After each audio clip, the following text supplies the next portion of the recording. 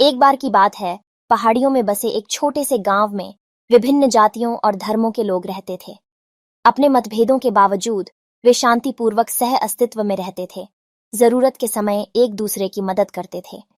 एक दिन गांव में भयानक तूफान आया और कई घर नष्ट हो गए। लोग बेघर और बिना भोजन या पानी के रह गए थे।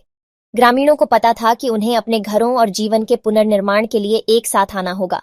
अपने मतभेदों के बावजूद उन्होंने अपने अहंकार को अलग रखा और एक होकर काम किया। हिंदू, मुसलमान और ईसाई कंधे से कंधा मिलाकर काम करते थे, ईंट ढोते थे, कील ठोकते थे और दीवारें बनाते थे। कई हफ्तों की कड़ी मेहनत के बाद आखिरकार गांव का पुनर्निर्माण किया गया और लोग अपने नए घरों में बस गए। उन्होंने एक दावत का आयोजन कर अपनी सफलता का जश्न मनाया, जिसमें सभी को आमंत्रित किया गया था। दावत एक खुशी का अवसर था, जहां लोग अपनी जाति, धर्म या आर्थिक स्थिति के बावजूद एक साथ नाचते, गाते और खाते। उस दिन से गांव एकजुट रहा।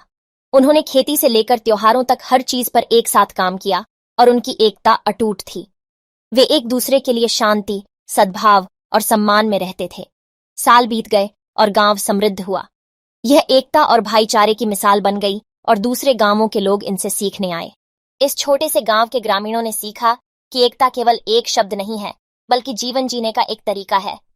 वे समझ गए थे कि अगर वे एक साथ खड़े हो जाते हैं तो वे अपने रास्ते में आने वाली किसी भी बाधा को दूर कर सकते हैं।